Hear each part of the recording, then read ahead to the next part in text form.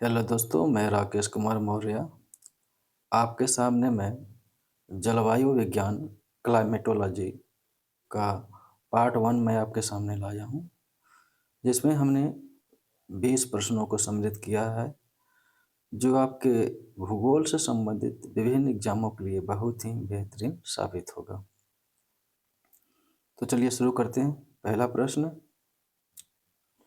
पहला प्रश्न कह रहा है दोस्तों, यह किस विद्वान का कथन है कि जलवायु विज्ञान न तो ऋतु विज्ञान में और न ही भूगोल में पूर्णतया समाहित है। वास्तव में यह एक व्यवहारिक विज्ञान है जिसकी विधियां तो ऋतु वैज्ञानिक है, परंतु इसके उद्देश्य एवं परिणाम भौगोलिक हैं। यह किसका कथन है? ऑप्शन है डी लांग, ऑप्शन बी है E T Stringer, option C है जी एफ टेलर और ऑप्शन डी है क्रिचफील्ड। तो दोस्तों, आपने इस प्रश्न के उत्तर का चयन कर लिया होगा। दोस्तों, इसका जो सही उत्तर है वो option B E T Stringer ने कहा था। ठीक है, दूसरा प्रश्न देखते हैं। दूसरा प्रश्न कह रहा है दोस्तों, यह किस भूगोल वक्ता ने किसी विशेष क्षेत्र की ऊष्मा तथा आर्द्रता का बजट ही वहाँ की जलवायु का द्योतक माना है। ठीक है, किस भूगोलवेत्ता ने किसी विशेष क्षेत्र की ऊष्मा तथा आर्द्रता का वहाँ आर्द्रता का बजट ही वहाँ की जलवायु का द्योतक माना है? ऑप्शन ए है कोपेन, ऑप्शन बी है डी कांडोल, ऑप्शन सी है थान थ्वेट और ऑप्शन डी है टेलर। तो दोस्तों, आपने इस प्रश्न के उत्तर का चयन कर लिया होगा। इसका जो सही उत्तर है दोस्तों, वो है ऑप्शन सी थान थ्वेट ने। ठीक है, थान थ्वेट ने किसी विशेष क्षेत्र की ऊष्मा तथा आर्द्रता का बजट ही वहाँ की जलवायु का प्रमुख द्योतक माना है। ठीक है, तीसरा प्रश्न देखते हैं। तीसरा प्रश्न कह रहा है दोस्तों, निम्न में से किस विद्वान ने 1643 में बैरोमीटर का आविष्कार किया? निम्न से किस विद्वान ने 1643 में बैरोमीटर का आविष्कार किया? ऑप्शन ए है टोरिसेली, ऑप्शन बी है सेंटोरे, ऑप्शन सी है गैलीलियो और ऑप्शन डी है वेफन। तो दोस्तों, इसका जो सही उत्तर है वो ऑप्शन ए टोरिसेली ने 1643 में बैरोमीटर का आविष्कार किया था। ठीक है, वायुमंडलीय दाब मापने के लिए बैरोमीटर का आविष्कार मुख्य रूप से टोरिसेली ने किया था 1643 में। ठीक है, चौथा प्रश्न देखते हैं। चौथा प्रश्न कह रहा है, किस विद्वान ने 1803 में सर्वप्रथम बादलों का वर्गीकरण प्रस्तुत किया? ऑप्शन ए है हेडली, ऑप्शन बी है ल्यूक होवार्ड, ऑप्शन सी है क्रिचफील्ड और ऑप्शन डी है एबरक्रोम्बी। तो दोस्तों, आपने इस प्रश्न के उत्तर का चयन कर लिया होगा। इसका जो सही उत्तर है दोस्तों, वो ऑप्शन बी ल्यूक होवार्ड। ठीक है, उन्होंने बादलों का वर्गीकरण 2 प्रकारों में किया है। ठीक है, पांचवा प्रश्न देखते हैं। पांचवा प्रश्न कह रहा है दोस्तों, निम्न कथनों में से कौन सा एक कथन असत्य है? ठीक है, निम्न कथनों में से कौन सा एक कथन असत्य है? ऑप्शन ए कह रहा है, वायुमंडल की ऊंचाई का आकलन समुद्र तल से 10 से 29,000 किमी के बीच किया जाता है। ऑप्शन बी कह रहा है, वायुमंडल का 97% भाग लगभग 29 किलोमीटर की ऊंचाई तक पाया जाता है। सी कह रहा है, वायुमंडल विभिन्न गैसों का एक आवरण है जो पृथ्वी को चारों ओर से घेरे हुए हैं तथा गुरुत्वाकर्षण बल के द्वारा पृथ्वी से आबद्ध है। ऑप्शन डी कह रहा है वायुमंडल की रचना मुख्य रूप से गैसों, जलवाष्प तथा धूल कणों से हुई है। अगर दोस्तों देखा जाए तो इसमें से जो असत्य है वह है ऑप्शन ए। ऑप्शन ए कह रहा है वायुमंडल की ऊंचाई का आकलन समुद्र तल से 10 से 29,000 किलोमीटर के बीच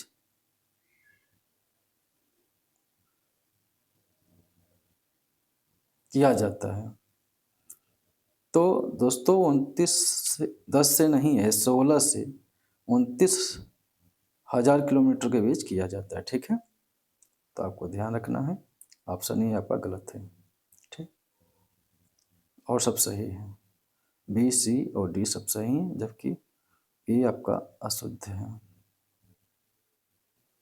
छठा प्रश्न कह रहा है दोस्तों क्षोभ सीमा के बारे में कौन सा कथन असत्य है। क्षोभ सीमा के बारे में ऑप्शन है यह एक संकरी असमान मोटाई वाली परत है जो सभी प्रकार के मेघों तथा तूफानों की बाह्य सीमा बनाती है। यह सही सुमेलित है, यह सही है।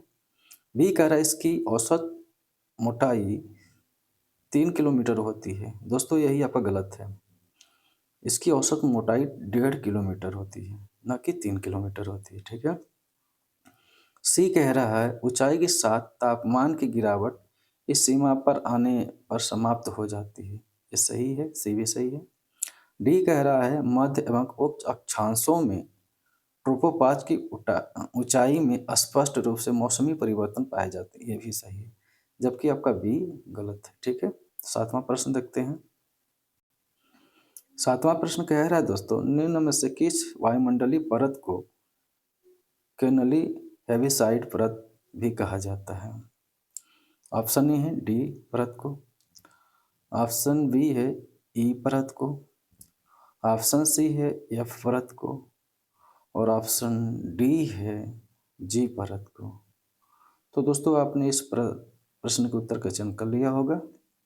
दोस्तों इसका जो सही उत्तर है वो ऑप्शन बी ई परत को केनली हेविसाइड परत के रूप में भी जाना जाता है। यह जो चारों परत हैं ये आयन मंडल के परत के रूप में जाने जाते हैं। ठीक है, आठवां प्रश्न देखते हैं। आठवां प्रश्न कह रहा है दोस्तों सूर्य की बाह्य सतह से निकलने वाली ऊर्जा को क्या कहते हैं। बहुत ही अच्छा प्रश्न है।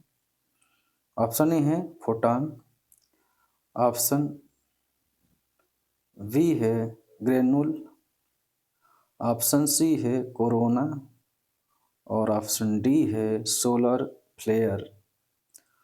तो दोस्तों इसका जो सही उत्तर है वो ऑप्शन ए फोटॉन कहते हैं। ठीक है, फोटॉन कहते हैं, जो सूर्य के बाह्य सतह से जो निकलने वाली ऊर्जा है उसको फोटॉन कहा जाता है। ठीक है, नौवां प्रश्न देखते हैं।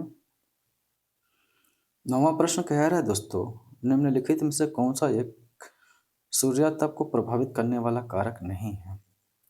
ऑप्शन ए है आपतन कोण, ये आपका सुमेलित है, ये सही है। बी कह रहा है सूर्य प्रकाश की अवधि, ये भी सही है। सी कह रहा है सौर विकिरण की मात्रा में समानता। दोस्तों ये ही आपका गलत है, सी गलत है कि सौर विकिरण की मात्रा में समानता नहीं होता, समानता होता है, भिन्नता होता है। ठीक है, डी है वायुमंडल की पारदर्शिता। ठीक है, तो आपका जो सही नहीं है वो आपका सी। ठीक है, भिन्नता होना चाहिए जबकि उसमें समानता दिया हुआ है। 10वां प्रश्न देखते हैं। 10वां प्रश्न दोस्तों आप अगर हमारी यूट्यूब चैनल RK जियो वर्ल्ड 0.2 से अगर नहीं जुड़े हैं तो जरूर जुड़ जाइएगा अपनी तैयारी को बेहतरीन बनाने के लिए। इसमें हम हर भूगोल के हर क्षेत्र से हम 100 प्रश्न आपको उपलब्ध करा रहे हैं। सभी क्षेत्रों से 20-20 टेस्ट सीरीज के माध्यम से 5 टेस्ट सीरीज, और भी ज़रूरत पड़ेगी तो और हम उपलब्ध कराएंगे आपको। और इसके साथ ही साथ मिक्स 20-20 प्रश्नों का टेस्ट सीरीज हम अपने यूट्यूब पर हमने अपलोड कर दी हैं 30 टेस्ट सीरीज। अगर आप नहीं देखें तो ज़रूर आप जाकर एक बार हमारी यूट्यूब चैनल पर विजिट करके आप ज़रूर देखें, जिसमें बहुत ही बेहतरीन प्रश्नों का कलेक्शन है दोस्तों, जो आपने कभी नहीं देखा होगा और इसी तरह के परीक्षाओं में अक्सर आते रहते हैं और जिसके कारण बहुत सारे लोग इस अच्छे प्रश्नों को कर नहीं पाते हैं। तो एक बार ज़रूर देखें हमारे कंटेंट कैसा है आपको लगा। अगर अच्छा लगे तो हमारे चैनल को लाइक, सब्सक्राइब और शेयर ज़रूर करें, ठीक है दोस्तों, और कमेंट भी करें, ठीक है। 10वां प्रश्न कह रहा है दोस्तों, ध्रुवों पर भूमध्य रेखा का केवल कितना प्रतिशत भाग ही सूर्यता प्राप्त होता है? ऑप्शन ए है 30%, ऑप्शन बी है 40%, ऑप्शन सी है 45% और ऑप्शन डी है 35%। तो दोस्तों इसका जो सही उत्तर है वो ऑप्शन बी 40% ही प्राप्त होता है, ठीक है। 11वां प्रश्न देखते हैं। 11वां प्रश्न कह रहा है दोस्तों, सूर्य का सूर्यतप का वायुमंडल में प्रत्यक्ष अवशोषण सर्वाधिक मात्रा में किससे होता है? ये भी बहुत अच्छा प्रश्न है। ऑप्शन है गैस गैस के द्वारा, जलवाष्प के द्वारा, धूलकण के द्वारा और बादल के द्वारा। तो दोस्तों सबसे ज़्यादा जो अप्रत्यक्ष अवशोषण होता है सूर्यतप का वह है जलवाष्प के द्वारा, ऑप्शन बी, ठीक है। 12वां प्रश्न देखते हैं। 12वां प्रश्न कह रहा है दोस्तों, ऊष्मा के स्थानांतरण की उस विधि को क्या कहते हैं जिसमें गैसों के कण ऊष्मा ग्रहण करके स्वयं विस्थापित हो जाते हैं? बहुत ही अच्छा प्रश्न है, बहुत ही अच्छा है। ऑप्शन ए है चालन, ऑप्शन बी है संवहन, ऑप्शन सी है विकिरण और ऑप्शन डी है अभिवहन। तो उसको दोस्तों कहा जाता है संवहन, ऑप्शन बी। इसमें क्या होता है, गैसों के जो कण होते हैं ऊष्मा पाकर वह विस्थापित होने लगते हैं, ठीक है, आगे की तरफ बढ़ने लगते हैं। 13वां प्रश्न देखते हैं। 13वां प्रश्न कह रहा है दोस्तों, भूमध्यरेखीय प्रदेशों में वर्षा मुख्यतः होती है? ऑप्शन ए समूह के रूप में, ऑप्शन बी है वाताग्रीय रूप में, ऑप्शन सी है चक्रवाती रूप में और ऑप्शन डी है सभी रूप में। तो दोस्तों भूमध्यरेखीय क्षेत्रों में जो वर्षा होती है मुख्यतः वह है संवहनी रूप में होती है, ठीक है, क्योंकि यहाँ पे अधिक गर्मी पड़ती है, अधिक ऊष्मा प्राप्त होने के कारण यहाँ पर निम्न दाब बन जाता है। जब निम्न दाब बनता है तो हवाएं गर्म होकर ऊपर की तरफ उठने लगती हैं और ऊपर उठने के बाद यह संघनन होता है। संघनन होने के बाद वर्षा प्रारंभ हो जाती है और इन क्षेत्रों में 2 बजे तक बादल बनते हैं।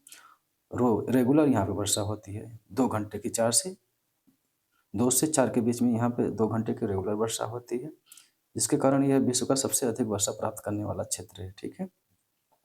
मगर अगर बात वर्षा किया गई दोस्तों, तो अगर कहें तो सबसे अधिक वर्षा होती है इन्हीं क्षेत्रों में, महासागरों के ऊपर होती है, न कि स्थलों पे होती है, ठीक है। भूमध्यरेखीय क्षेत्रों के महासागरों के ऊपर सबसे अधिक वर्षा होती है, न कि स्थलों पे होती है। 14वां प्रश्न देखते हैं।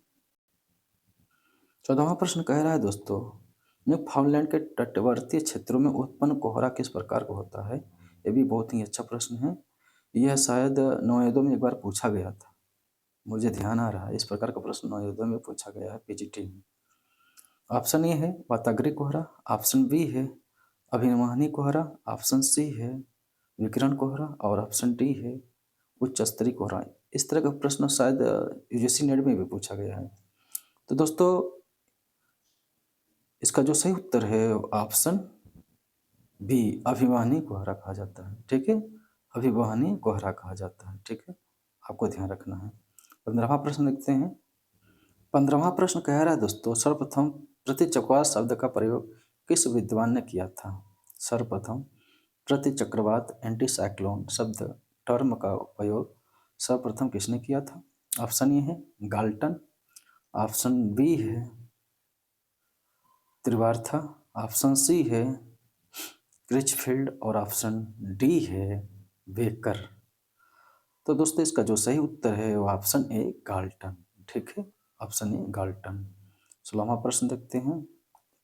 16वां प्रश्न कह रहा है दोस्तों, पेटरसन ने विश्व को कितने वर्षा पेटियों में विभक्त किया है? ठीक है, पेटरसन ने विश्व को कितने वर्षा पेटियों में विभक्त किया है? यही भी बहुत अच्छा प्रश्न है। ऑप्शन ए है 5, ऑप्शन बी है 6, ऑप्शन सी है 7 और ऑप्शन डी है 8। तो दोस्तों इसका जो सही उत्तर है वो ऑप्शन सी 7 में, ठीक है, 7 पेटियां बताई हैं पीटरसन ने विश्व को वर्षा प्रदेशों में विभक्त किया है। विश्व को वर्षा प्रदेशों में 7 पेटियों में विभक्त किया है पीटरसन महोदय ने, ठीक है। 17वां प्रश्न देखते हैं। 17वां प्रश्न कह रहा है दोस्तों, निम्न में से किस विद्वान ने भारतीय मानसून को एक आदर्श मानसून माना है। बहुत ही अच्छा प्रश्न है और यह शायद जीडीसी या जीएसएम में पूछा गया प्रश्न है। ठीक है, ऑप्शन ए है फ्लोन, ऑप्शन बी है हेली, ऑप्शन सी है थॉमसन और ऑप्शन डी है बायर्स। तो दोस्तों इसका जो सही उत्तर है ऑप्शन डी, बायर्स ने कहा। बायर्स ने भारतीय मानसून को एक आदर्श मानसून माना है। ठीक है, 18वां प्रश्न देखते हैं। 18वां प्रश्न देखते हैं दोस्तों। 18वां प्रश्न कह रहा है किस विद्वान ने तापीय कारणों से उत्पन्न मानसूनी पवनों को विस्तृत संवहनिक प्रणाली माना है। बहुत ही अच्छा प्रश्न है। ऑप्शन ए है त्रिवार्था, ऑप्शन बी है फ्लोन, ऑप्शन सी है हेली और ऑप्शन डी है पीटरसन। तो दोस्तों इसका जो सही उत्तर है ऑप्शन ए, त्रिवार्था महोदय ने तापीय कारणों से उत्पन्न मानसूनी पवनों को एक सुविस्तृत संवहनिक प्रणाली माना है। ठीक है, 19वां प्रश्न देखते हैं। 19वां प्रश्न कह रहा है दोस्तों किस विद्वान ने जेट स्ट्रीम शब्दावली का प्रयोग दोनों गोलार्धों की उच्च स्तरीय पछुआ पवनों के बीच पाए जाने वाली शक्तिशाली वायु पेटी के लिए किया था। बहुत ही अच्छा प्रश्न ये भी है। ऑप्शन है त्रिवार्था, ऑप्शन बी है रासबी, ऑप्शन सी है कैंड्रियो, ऑप्शन डी है फ्लोन। तो दोस्तों इसका जो सही उत्तर है वो ऑप्शन सी, कैंड्रियो ने कहा था। ठीक है, कैंड्रियो ने दोनों गोलार्धों के उच्च स्तरीय जो पछुआ पवन है उसके बीच पाई जाने वाली शक्तिशाली वायु पेटी के लिए मुख्य रूप से जेट स्ट्रीम शब्दावली का प्रयोग किया था। ठीक है, इस भाग 1 जलवायु विज्ञान का भाग 1 का आखिरी प्रश्न देखते हैं, 20वां प्रश्न। 20वां प्रश्न कह रहा है दोस्तों समदाब रेखाओं के समानांतर गतिशील पवन को क्या कहते हैं। बहुत ही अच्छा प्रश्न ये भी है। ऑप्शन है भूविक्षेपी पवन, ऑप्शन बी है हेडली पवन, ऑप्शन सी है फेरल पवन और ऑप्शन डी है पछुआ पवन। तो दोस्तों आपने इस प्रश्न को उत्तर का चयन कर लिया होगा। दोस्तों इसका जो सही उत्तर है वो ऑप्शन ए, भूविक्षेपी पवन कहा जाता है। ठीक है, जो समदाब रेखाओं के समानांतर गतिशील होती है। ठीक है, तो दोस्तों ये रहा जलवायु विज्ञान क्लाइमेटोलॉजी का पार्ट 1, जिसमें हमने 20 प्रश्नों, बहुत ही महत्वपूर्ण 20 प्रश्नों को सम्मिलित किया है जो आपके आगामी एग्जामों के लिए बहुत ही महत्वपूर्ण साबित होंगे। चाहे आपका नेट हो, जेआरएफ हो, चाहे असिस्टेंट प्रोफेसर हो, चाहे आपका टीजीटी पीजीटी हो, चाहे जीएससी जीडीसी हो। ठीक है दोस्तों, आपके लिए बहुत ही महत्वपूर्ण होगा। आप हमारी टेस्ट सीरीज को अच्छे से देखते रहिए। आपका बहुत ही महत्वपूर्ण मगर बहुत ही अच्छा, क्योंकि हम ऐसे ऐसे प्रश्नों को लाते हैं जो आपको अच्छे अच्छे एग्जामों में मिलेंगे। ठीक है, जो बार बार प्रश्न पूछेंगे वो तो सम्मिलित ही हैं, मगर कुछ ऐसे हमने प्रश्नों को सम्मिलित किया है जो कभी नहीं पूछा गया है, तो आपके लिए बहुत ही महत्वपूर्ण वो है। क्योंकि बार बार परीक्षाओं में आते हैं वो तो सबको याद रहता है, वो तो सब कर जाएंगे, मगर जो कभी नहीं पूछा गया है, जो पूछे जाने की ज़्यादा संभावनाएं हैं, उसको आपको ज़्यादा पढ़ना है। ठीक है, तभी आप अच्छे जो एग्जाम्स हैं उनको क्रैक कर पाएंगे। आप रटे रटे रह जाएंगे तो आप नहीं कर पाएंगे, क्योंकि आपको एक्स्ट्रा कवर करके चलना पड़ेगा। ठीक है दोस्तों, तो आज के लिए बस इतना ही। धन्यवाद। अब अपनी तैयारी बरकरार बनाए।